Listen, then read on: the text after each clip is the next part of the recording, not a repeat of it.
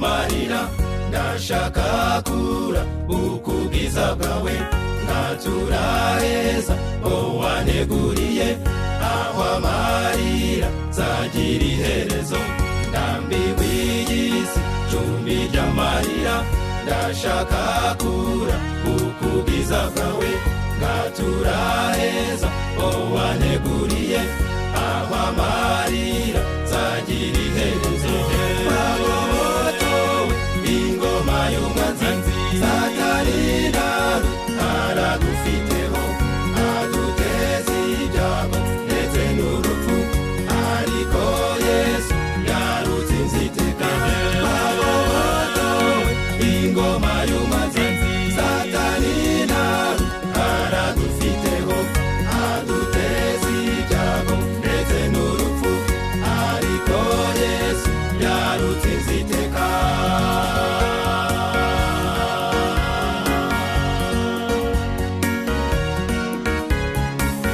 abafite guhamya nk'ukwa Yesu baba bariho n'abasinziriye vuba aha tuzumva Imana ivuze nta bituro bizongera kubaho abafite guhamya nk'ukwa Yesu baba bariho n'abasinziriye vuba aha tuzumva Imana ivuze nta bituro bizongera kubaho wagobotowe ingoma y'umwanzi satani naru aragufiteho aduteza ibyago ndetse n'urupfu ariko Yesu yarutsinze iteka wagobotowe ingoma y'umwanzi satani naru aragufiteho aduteza ibyago ndetse n'urupfu ariko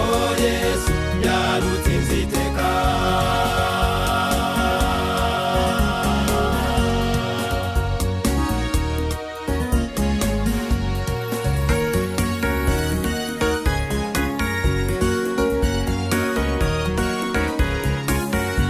urupfu rujya rutera ubwoba burya na Yesu arutera ubwoba kuko atigeza hera mu gituro mu bubasha bwe ntawe uzaheramo nubwo urupfu rujya rutera ubwoba burya na Yesu arutera ubwoba kuko atigeza hera mu gituro mu bubasha bwe ntawe uzaheramo wagobotowe ingoma y'umwanzi satani naru aragufiteho aduteza ibyago ndetse n'urupfu ariko Yesu yarutsinze iteka wagobotowe ingoma y'umwanzi satani naru aragufiteho aduteza ibyago ndetse n'urupfu ariko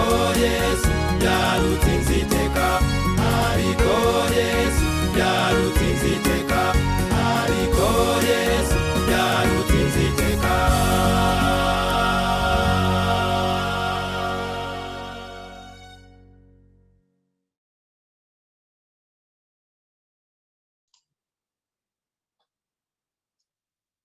Haleluya, isabato nziza. umunezero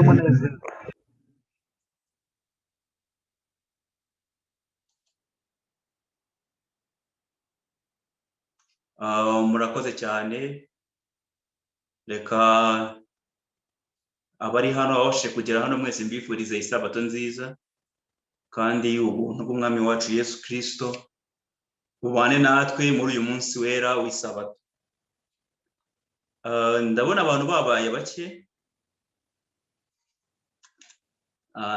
ngira ngo nta n'abashyitsi dufite ahari ndetse nimba hari uteranye hari ufite device akaba ari kumwe n'umushyitsi turabakiriye mu izina rya Yesu Imana ibahe umugisha. Amazina yanjye ni Gilbert Sigorurema ndi umwizera wo mu itorero rya Zindiro. Uyu munsi tugiye kuganira ku ijambo ry'Imana dutangira isabato nkuko korale n'ubundi maze kubiririmba ndetse nuko n'indirimbo twatangije iyi gahunda yabivugaga, yibaza ati mbese uzaba witeguye Yesu aje.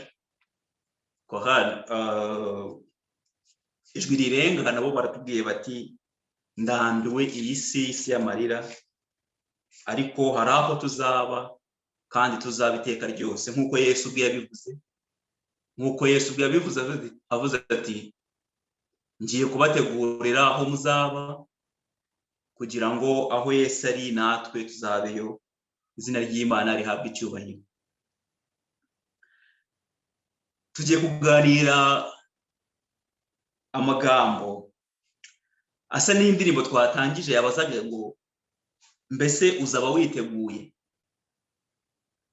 Ni amagambo avuga ngo mbese uzaba witeguye Yesu aje? Ni ikibazo. Mbese uzaba witeguye Yesu aje? Ikibazo cya kabiri.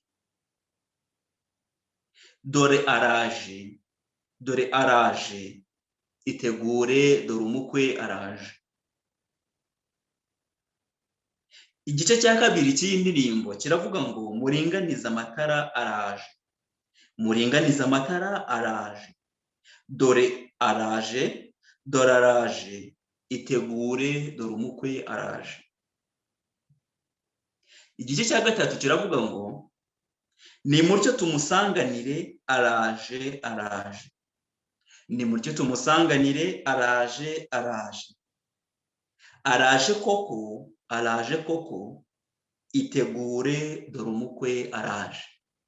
Igice cya kane kiravuga ngo turirimbe haleluya, araje, turirimbe haleluya, araje koko, turirimbe haleluya, araje. Iyi ndirimbo ntekereza ko benshi ishobora kuba yarabaye kuko indirimbo, cyangwa se benshi ishobora kuba yaribagiranye, ariko turi mu gihe twakabaye turirimba iyi ndirimbo tuvuga ngo mbese tuzaba twiteguye Yesu aje. Ariko ikirenze kuri ibyo ngibyo twakabaye tuvuga ngo dore umukwe araje, kandi umukwe ari hafi. Tugiye kuganira amagambo ngira ngo nk'uko mwabibonye ni amagambo afite umutwe uvuga ngo kuboneka k'umwana w'umuntu, kuboneka k'umwana w'umuntu. Nk'uko twabibonye ndetse nk'uko abaririmbyi mu ijwi rirenga bamaze kubituririmbira, twese dufite amatsiko yo kuboneka k'umwana w'umuntu, dufite amatsiko yo kuboneka k'umwana w'umuntu. Muri kuyumva? Yego turakumva. Okay. Nk'uko nari mbivuze, tugiye kureba amagambo avuga ngo kuboneka k'umwana w'umuntu. Mureke dutore Bibiliya zacu turebe amagambo Yesu yabwiye abigishwa be. Nuko tugomba kuririmba ngo araje, dore umukwe araje, ariko Yesu yabwiye abigishwa be amagambo akomeye ubwo yari ari kumwe nabo. Muri Luka igice cya 17, Luka igice cya 17 umurongo 26 kugera umurongo wa 30. Luka 17, Luka 17 umurongo 26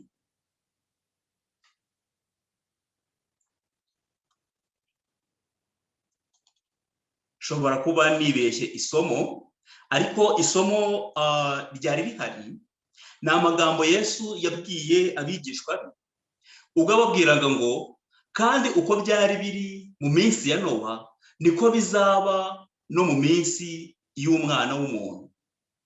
Umurongo ukurikira uravuga ngo bararyaga, baranywaga, bararongoraga, barashyingiraga, bageze umunsi Nowa yinjiriye mu nkuge, umwuzure uraza urabarimbura bose.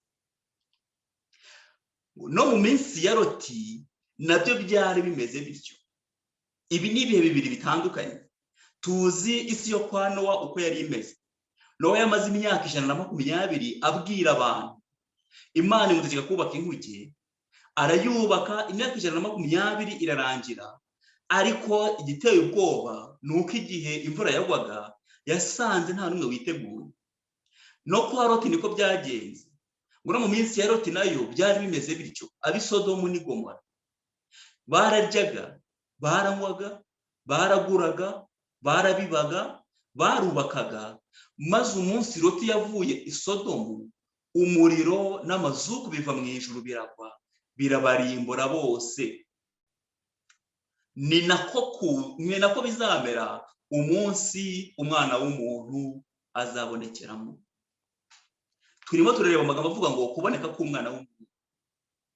Niba ibyanditswe byarabereyeho kugira ngo bitubere akabarore, twebwe abasoreweho n'imperuka z'ibihe, tukaba twitegura kugaruka kwa Yesu Kristo, ese twebwe twaba dufite mwiteguro ki utandukanye n'abo kwa Nowa, utandukanye n'abo kwa Loti?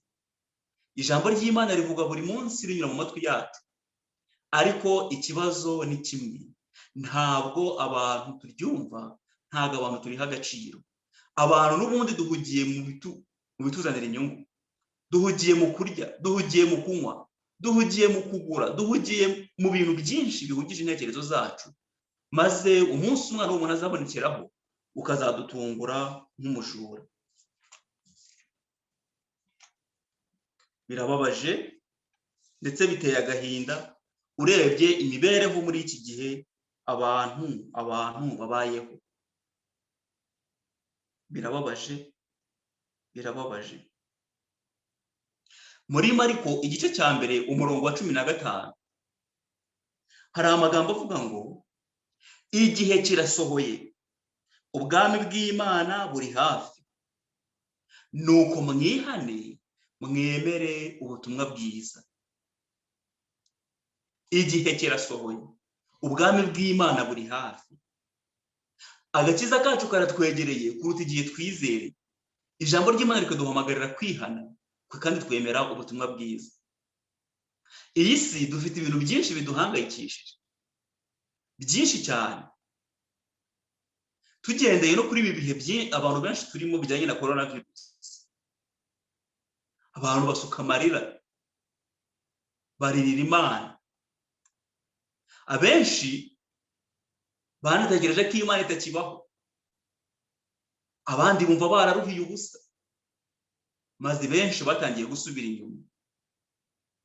Mbese none kuboneka k'umwana w'umuntu kwaba gushatse kuvuga iki? Muri Luka igice cya 18 umurongo wa 1 kugeza umurongo wa 8 tuhasoma umugani Yesu yaciriye abigishwa be, umugani w'umucamanza. Uyu mucamanza umupfakazi yaramutitirije ngo amucire urubanza, ngo amurenganure. Hanyuma ikintu gitangaje muri uyu mugani, ngo uyu mucamanza yaratekereza ati ariko uyu mupfakazi reka mukemurire ikibazo kugira ngo atazajya ahora ndushye. Munyemerere dusome iryo somo, ariko turasoma umurongo wa 8 wonyine. Turasoma umurongo wa 8 wonyine. Luka igice cya 18 umurongo wa 8 uravuga ngo ndababwira yuko Yesu yaragereranyije uyu mucamanza n'umupfakazi wahoraga mutitiriza afite ikibazo. Bikeye uyu mucamanza aravuga ati ariko uyu muntu reka nje kumukemurira ikibazo atajya baraza kundushya. None k'abantu suka amarira buri munsi kubw'ibibazo runaka turimo, kubwo gucika intege. None umurongo wa 8 urabwira ngo ndababwira yuko, reka mpere ku murongo wa ruguru, ubwo bibaye bityo Imana se yo ntizarengera intore zayo zitakira ku manywa na nijoro? Mbese yazirangarana? Umurongo wa 8 ndababwira yuko izazirengera vuba. Ariko ikibazo gikomeye rero, ikibazo gikomeye nshaka ko wibaza Yesu yasorejeho, yarabajije ngo ariko umwana w'umuntu naza mbese azasanga kwizera kukiri mu isi? Ese azasanga kwizera kukiri mu isi? Ese koko Yesu azasanga kwizera kukiri mu isi? Ese ukurikije imibereho ubayemo, ese ukurikije ufashe umwanya wo kwisuzuma ukareba imibereho ubayeho, kareba imibereho mbayeho, ese koko turabona Yesu azasanga tugifite kwizera? Abantu benshi barimo barasubira inyuma. Ese niyo twapfuye umunsi cyangwa ejo, ese kwizera kwacu kwaba guhagaze gute? Abantu barahungabanyijwe cyane bikomeye, babura kwizera, benshi basubira inyuma. None ikibazo, ibyahanuwe byamaze gusohora, ese umwana w'umuntu ugiye kuboneka azasanga tumeze dute? Ese azasanga dushyitse? Ni ikibazo gikomeye buri muntu wese akwiye gutekerezaho. Nk'uko ubutumwa bwo kuza kwa Kristo bwa mbere rero bwatangaza ubwami bw'ubuntu, ni nako ubutumwa bwiza bwo kuza kwa kabiri butangaza ubwami bw'ubwiza bwe. Kandi kimwe n'ubwa mbere, ubutumwa bw'uguruka kwa Kristo bwa kabiri bwari bushingiye ku byahanuwe. Hari amagambo arebana n'ibihe bya nyuma Daniel yabwiye, kandi ngo ayo magambo agomba kuzumvikana neza mu gihe cy'imperuka. Ayo magambo aravuga ngo icyo gihe benshi bazajaraja hirya no hino. Abantu benshi batangiye kujarajara, abantu batangiye kuva mu byizere, abantu bameze nk'aho batazi aho bari, abantu bameze nk'aho badasobanukiwe. Abo twabonaga bashikamye mu kuri kw'ijambo ry'Imana, abenshi batangiye kujarajaza ibitekerezo, bumva ko bari barayobye, bumva ko ibyo bamenye bitari ukuri. Abantu bazajarajara hirya no hino. Ubuhanuzi bwatangiye gusohora, kandi abenshi turabibona buri munsi, umunsi ku wundi. Ariko ijambo nkunda riri muri Luka igice cya 21 umurongo wa 31. Luka 21:31 aravuga ngo ariko mwirinde, ngo twebwe ubwacu twirinde, kugira ngo imitima yacu ye kuremererwa n'ivutu no gusinda n'amaganya y'isi, ngo uwo munsi utazadutungura. Nuko rero ngo tujye tuba maso iminsi yose kandi dusenge, kugira ngo turokoke ibyo byose byenda kuba no guhagarara imbere y'umwana w'umuntu, izina ry'Imana rihabwe icyubahiro. Twebwe tugomba kwirinda. Niba turi mu kuri, niba twaramenye ukuri kw'ijambo ry'Imana, tugomba kuba maso, tugomba kuba maso. Niba twarasomye ngo bese bazajarajara hirya no hino, twebwe tugomba kwirinda kandi tukaba maso, tugasenga iminsi yose kugira ngo turokoke ibi byose byenda kubaho, kandi kugira ngo twitegure guhagarara imbere y'umwana w'umuntu. Umuntu wese iyo yitegereje ibihe isi yacu isohoyemo, usanga mu by'ukuri twaramaze kugera mu gihe cyahanuwe, ndetse nk'uko ibyanditswe byera bigaragaza, igihe cy'imperuka kiraje. Ibyo abahanuzi beretswe byamaze kujya ahagaragara, kandi imiburo yayo ikomeye itwereka neza ko kuza k'umwana w'umuntu kuri bugufi. Ni ukuri kuri bugufi rwose. Ariko twebwe ikibazo giteye ubwoba, ntabwo tubyitayeho. Yesu agiye kuboneka bidatinze, kandi ibyanditswe byera twasomye twize kenshi, benshi twanigishije, benshi twigishije ibijyanye n'ubuhanuzi bo muri Daniel n'ibyahishuwe. Ariko ikibazo ibiri muri ubwo buhanuzi benshi muri twe twigishije cyangwa twigishijwe, ese muri iyi minsi dusohoyemo y'imperuka twifashe dute, tumeze dute? Mu rwandiko rwa mbere rw'Abatesalonike igice cya 5 umurongo wa 4 kugeza umurongo wa 6. Reka mufate Bibiliya tuhasome. Urwandiko rwa mbere rw'Abatesalonike ibice 5 umurongo wa 4 kugeza umurongo wa 6. Haranditse ngo, titre iravuga ngo kugaruka kwa Kristo no muzuko w'abapfuye. Umurongo wa 4, ariko mwebweho bene data ntimuri mu mwijima ngo uwo munsi ubatungure nk'umujura. Ntabwo turi mu mwijima kubera ko twamaze kumenya ukuri kw'ijambo ry'Imana. Ariko ikibazo gihari ni ikihe? Ese ukuri twamenye tukugenderamo dute muri ibi bihe biheruka? Ese ukuri twize twigishije tukugenderamo muri ibi bihe biheruka? Umurongo wa 5, kuko mwe muri abana b'umucyo n'abana b'amanywa. Umucyo w'Uwiteka wamaze kurasira mu mitima yacu. Ukuri kw'ijambo ry'Imana twamaze kukumva muri twebwe. Turi abana b'umucyo ndetse turi abana b'amanywa. Uwo munsi ntugomba kuza dutungura nk'umujura. Umurongo wa 6, nuko rero twe gusinzira nk'abandi, ahubwo tube maso, twirinde ibisindisha. Nuko tube maso, twirinde ibisindisha. Abantu muri ibi bihe baranywa inzoga zibigaragara bagasinda. Abandi baranywa inzoga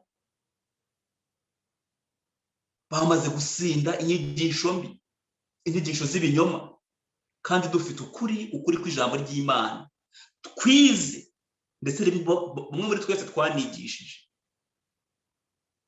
Ariko ikibazo uko iminsi igenda irushaho kwegera, niko abenshi barushaho gusubira inyuma no gucika intege. Abari bazi ukuri batangiye kugoreka ukuri nkana.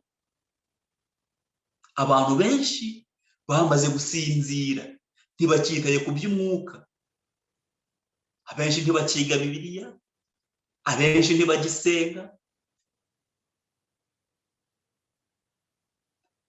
Iyi si uko igenda isatira amaherezo yayo, niko abana b'Imana bagenda bacika intege gahoro gahoro.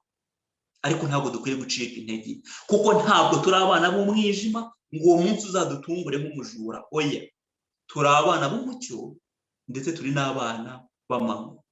Izina ry'Imana rihabwa icyubahiro. Ariko ikibazo gikomeye, ubwoko bw'Imana bwaba buhagaze bite muri iki gihe?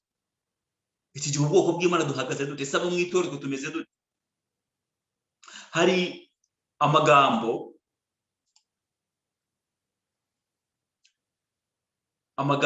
ari mu gitabo cyitwa Umurimo wa Gikristo. Ntabwo avuga ngo neretswe yuko twebwe nk'abantu tubura byinshi. Ntabwo imirimo yacu ngo ihura no kwizera kwacu. So ngo urebye uburyo dukora n'ibyo tuvuga ko twizera usanga bitandukanye. Witegereje abantu bo mu itorero, ibyo tuvuga ko twizera ariko ugiye kureba ibyo dukora wasanga bihabanye. Benshi turi indyarya zeruye. Abenshi turi abasambanya, abenshi turi abahehesa, abenshi turabeshyerana, benshi tugira amashyara, benshi tugira ivangura n'ibindi byinshi. Ibyo tuvuga ko twizera n'imirimo yacu biratandukanye. Ariko ijambo ry'Imana ritubwira turi abana b'umucyo. Ubwo twamenye ukuri, reka twe kuninira ukuri. Umwete, avuga ngo umwete n'ubushake n'umwuka wo kwitanga ni bike cyane, birimo birakendera mu bantu. Kuki bikendera muri ibi bihe biheruka?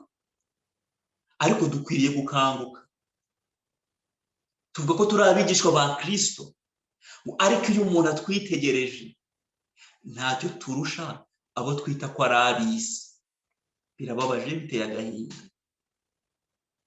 Nimba twifuza ko Yesu agaruka, ariko imibereho yacu, imirimo yacu ikaba itandukanye n'ibyo tuvuga.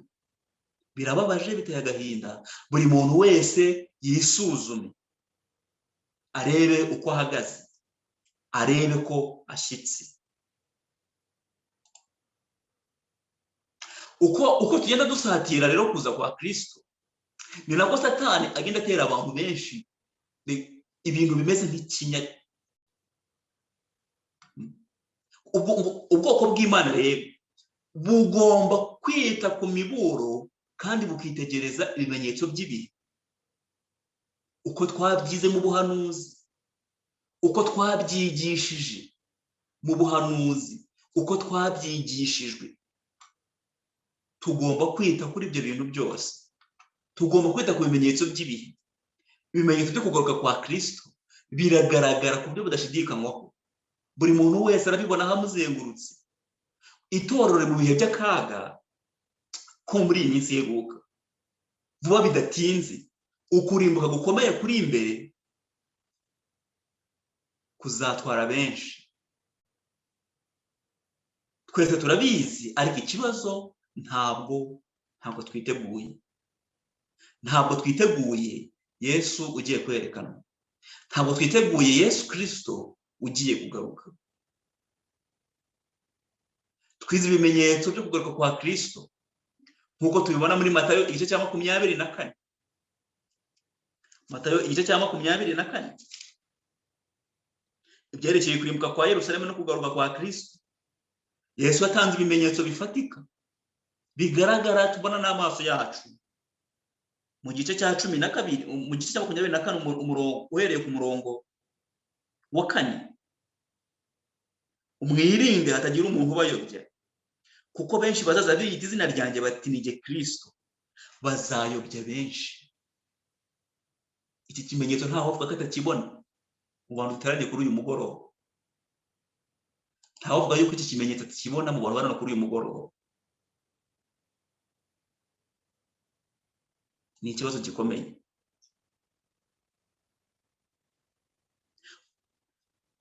Muzumva iby'intambara n'impuha z'intambara. Ibi buri munsi amakuru twumva, ayo dusoma, arimo ibi bintu. Hari n'abantu benshi bakunda amakuru ajyanye n'ibi bintu,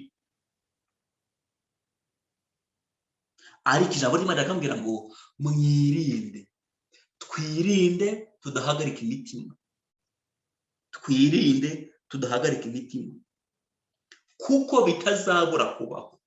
Ibyo bizabaho, ariko ntibikwiye kudukora mu byiringirwa, mu byizerwa nk'abana b'Imana. Ishyanga rizatera irindi shyanga, n'ubwami buzatera ubundi bwami.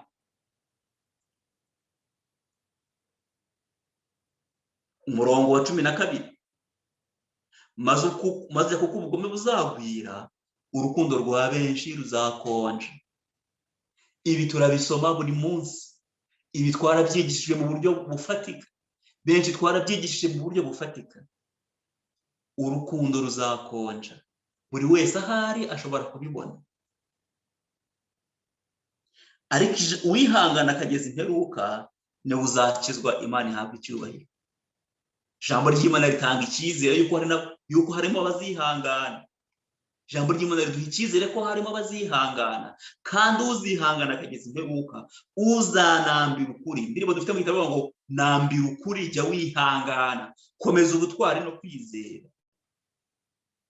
We kurambirwa uzagororerwa. Imana ihabwa icyubahiro. Ni amagambo meza. Dufite amagambo atanga ibyiringiro mu ijambo ry'Imana no mu ndirimbo, ariko ikibazo abenshi dutaye ibyiringiro. Turi ku rugabano rwa Kanani horaho, ariko ikibazo ni kimwe: ni bande babasha kwambuka?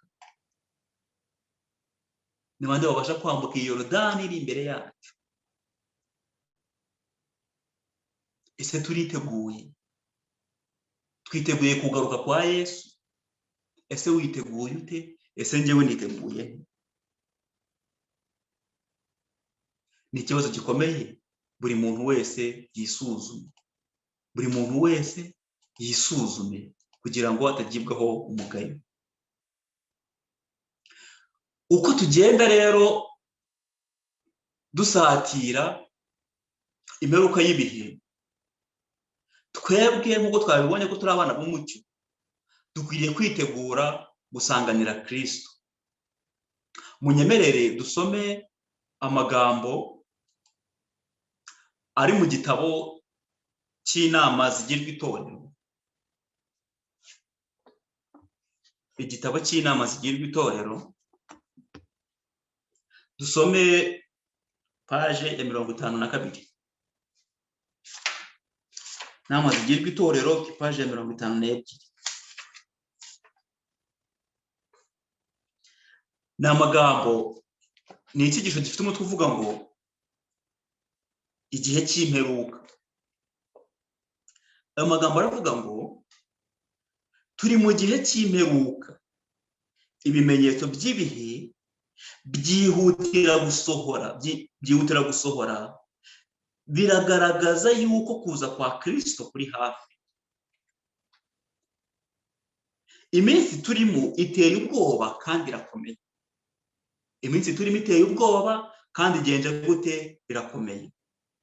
Ikibabazo giteye ubwoba rero kuruta ibindi muri iki gice, umwuka w'Imana ari harakurwa mu isi buhoro. Amagambo ateye ubwoba. Ubwo turi mu gihe gisatira imperuka y'isi, ibimenyetso by'ibihe twarabyize, ariko nubwo bimeze bityo, umwuka w'Imana aragenda akurwa mu isi buhoro. Ese umwuka w'Imana yaba akikuriho? Si umwuka w'Imana yaba akindiho?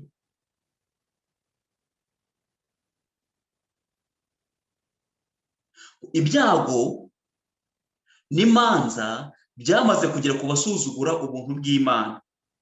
Amahano aba ku butaka no ku nyanja, kutumvikana kw'abantu, imiborogo y'intambara biteye ubwoba, ngo birahanura kwegereza kw'ibizaba ni by'icyubahiro gikomeye cyane. Imana ihabwe icyubahiro. Nubwo ibyo byose bihari, ariko byose byerekeza ahantu hamwe, kugaragara kw'icyubahiro gikomeye cya Kristo. Imana ihabwe icyubahiro. Ese twiteguye guhabwa ubwiza hamwe na Kristo? Kuri paragrafi ya 3 hari amagambo avuga ngo uko ibintu bimeze mu isi byerekana yuko ibihe by'amakuba bitugezeho ubu. Bya bindi twahereye kera twiga, bimwe twahereye kera twigisha, ubu nibwo bitugezeho. Amagazeti ya buri munsi cyangwa ibitangazamakuru yuzuye iby'intambara iri hafi kubaho. Ubwambuzi buteye akaga buriyongera. Kwanga imirimo bitewe no gushaka kongerwa ibihembo biraboneka hose. Ubujura n'ubwicanyi buraboneka hose. Abagabo bafite abadayimoni barica abagabo, abagore n'abana bato. Abantu batwawe ubwenge n'ibibi, kandi ibibi by'uburyo bwose birakwira cyane. Abantu bakoresha imbuga nkoranyambaga byose twirirwa tubibona. Uretse no ku mbuga nkoranyambaga naho dutuye naho turi byinshi turabibona. Ariko ikibazo gihari ni kimwe. Ese twebwe nk'abana b'umucyo, nk'abana b'amanywa, tubibona dute? Tubyitwaramo dute? Aho niho hari ikibazo. Ese nisuzumye? Ese wisuzumye? Ubona uhagaze mu mwanya mwiza wo kwitegura gusanganira Kristo? Ese mbona mpagaze mu mwanya mwiza wo kwitegura gusanganira Kristo, cyangwa ndushaho gusubira inyuma? Ku ipaje ya 53 hari amagambo avuga ngo nabwiwe yuko igihe cyo kuza k'umwami nikigera, nta kizahinduka mu mitima y'abibona n'abifuza. Abantu bazabona yuko ukuboko kwari gufite imbaraga yo gukiza kuzaza gufite imbaraga yo kurimbura. Nta mbaraga yo mu isi ibasha gukoma ukuboko kw'Imana mu nkokora. Haleluya. Nta mbaraga n'imwe yo mu isi izahagarika kuza kwa Kristo.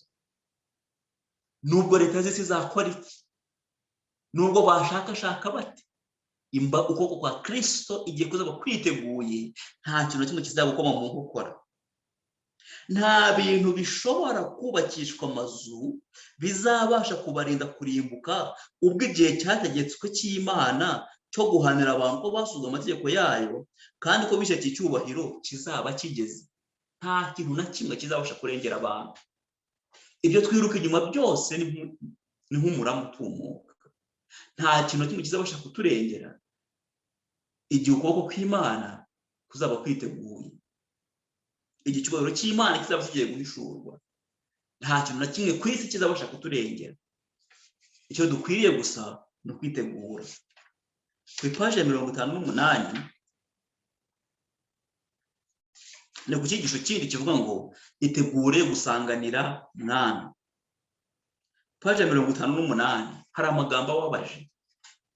Aravuga ngo nabonye marayika ahagaze afite iminzani mu ntoki ze, apima ibitekerezo n'ibinezeza ubwoko bw'Imana, cyane cyane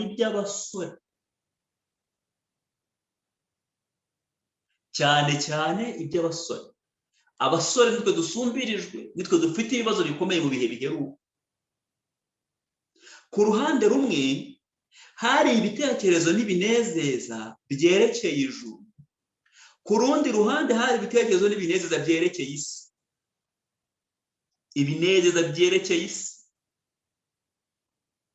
nubwo abasore ariko tuvugwa cyane, ariko n'abakuze namwe ntabwo musigaye.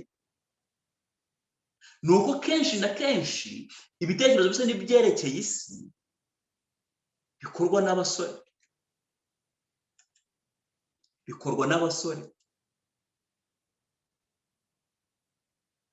Ni byiza ko buri muntu wese yisuzuma.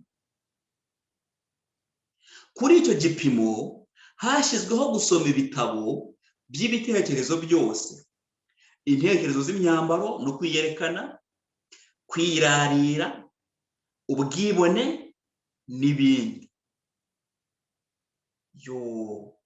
Mbega umwanya ukomeye cyane.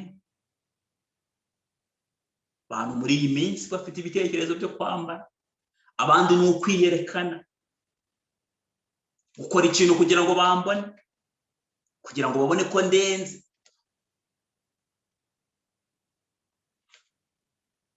Benshi barirarira, benshi bafite ubwibone. Izo ngero nyinshi ari njyewe ari namwe murazifite aho muba naho mutuye. Amagambo akomeye avuga ngo abamarayika b'Imana bari bahagaze bafite iminzani mu ntoki, bapima intekerezo z'abiyita abana bayo, aribo bavuga yuko bapfuye ku by'isi, kwirarira no kwibona, maze uhera kujya hasi vuba, nyamara uburemere bwakomeje kwiyongera ku munzani. Twe twiyita abana b'Imana tuvuga ko twapfuye ku by'isi. Ese abamarayika iyo badupimye umunzani ujya ngo umunzani wakomeje kuremera, umunzani wakomeje kujya hasi. Abita abana b'Imana tubayeho dute? Twacitse ku kwiyemera, twacitse ku kwirarira, twacitse ku kwigaragaza, twacitse ku ngeso zose, twacitse ku bubeshyi, twacitse ku buhehesi, twacitse ku ngeso zose. Tuvuga ko turi abana b'Imana ngo twacitse kuri ibyo, ariko abamarayika b'Imana niyo badupimye. Amagambo twatangiriyeho, imirimo yacu nibyo tuvuga ko twizera birahabanye. Kuba bihabanye bituma umunzani urushaho kugenza gute? Urushaho kuremera, urushaho kujya hasi. Uruhande rwariho ibitekerezo n'ibinezeza by'ijuru rwahereye ko rujya hejuru, mu gihe urundi rwajyaga hasi. Maze yemwe mbega uburyo bwari uruhande rwari ibitekerezo n'ibinezeza by'ijuru rwahereye ko rujya hejuru, mu gihe urundi rwajyaga hasi. Maze yemwe mbega uburyo byari bifite uburemere bukeya. Ibitekerezo byo gusanganira Kristo ugiye kuza, ibitekerezo byo kuzava mu ijuru, iyo bigereranyije n'ibindi tuvuga ko twacitseho, bijya hejuru cyane kuko nta buremere bifite. Turavuga ariko imirimo yacu, imirimo dukora ihabanye n'ibyo tuvuga ko twizera. Mbasha kuganirira abantu ibyo nk'uko nabibonye, ariko sinabasha gusobanura cyane uko byagenze. Ubwo nabonaga marayika afite iminzani apima intekerezo n'ibinezeza by'ubwoko bw'Imana. Marayika yaravuze ati, mbese bene abo bashobora kwinjira mu ijuru ashwida. Ntabwo bishoboka ko twakwinjira mu ijuru tumeze dutyo. Inshuti zanjye, babwire yuko ibyiringiro bafite ubu ari ubusa. Nibatihana bwangu ngo bahabwe agakiza bazarimbuka. Nitutihana bwangu ngo twihane ibyaha byacu, ngo twihane igomwa, twihane ubusinzi, twihane ubusambanyi, twihane ubuhehesi, twihane ibinyoma, twihane ibintu byose, ivangura, twihane ibintu byose biri muri twe, twihane na rigi, tuzarimbuka. Ariko si Imana itwifuriza, ntabwo ari Imana itwifuriza. Ipaji 57 ubwo tugarutse inyuma, Imana itwifuriza ni iki? Amagambo meza cyane avuga ngo nabonye abo mu ijuru bose bishimira ko duhabwa agakiza. Haleluya! Ijuru ryishimira ko duhabwa agakiza, kandi icyo cyazanye Kristo. None se ubu ibibazo bihari biteye agahinda, buri wese abyibaza muri uyu mugoroba. None se twebwe tuzaba abanenganenzi?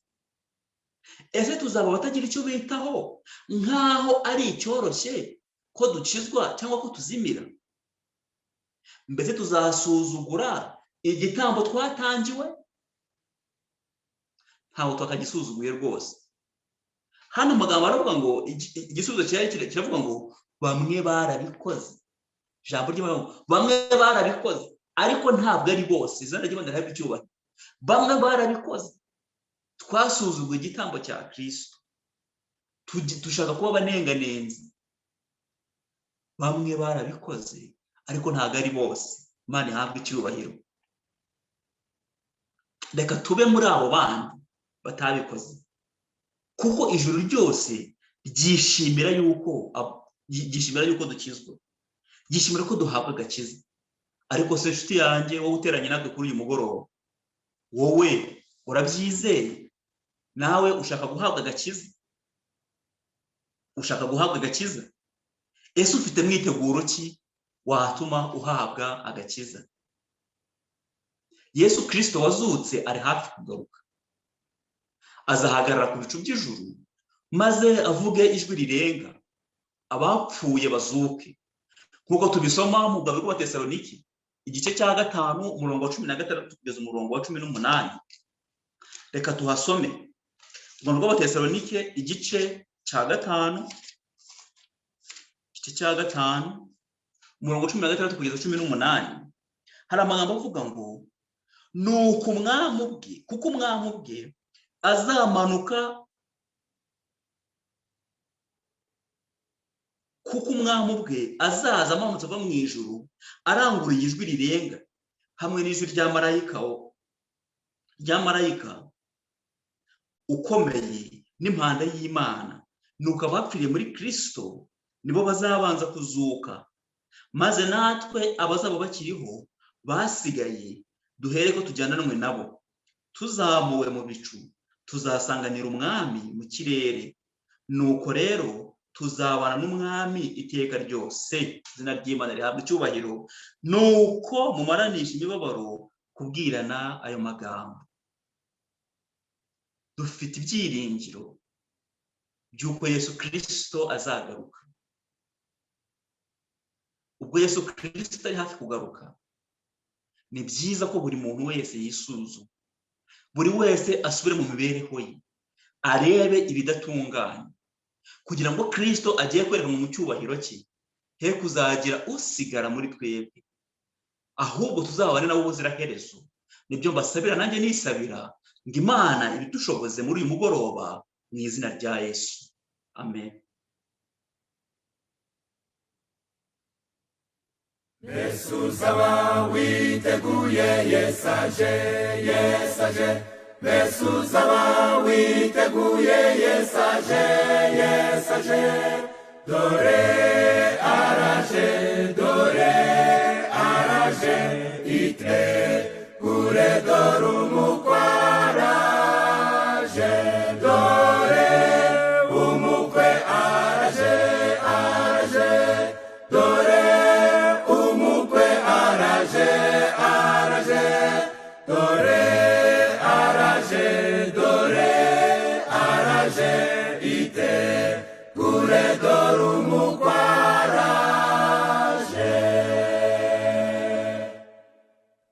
muringaniza amatara araje araje muringaniza amatara araje araje dore araje dore araje itegure dore umukwe araje dore umukwe araje araje dore umukwe araje araje dore araje dore araje itegure dore umukwe araje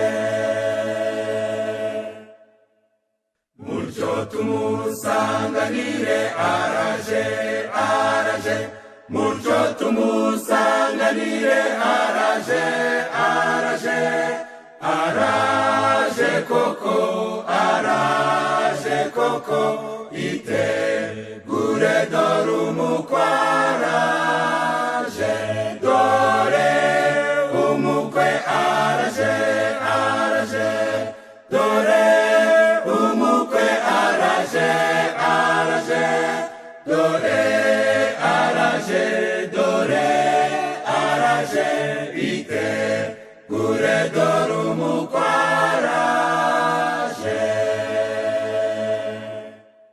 turirimbe haleluya araje araje turirimbe haleluya araje araje araje koko araje koko turirimbe haleluya araje dore umukwe araje araje dore umukwe araje araje dore araje dore araje itegure dore umukwe araje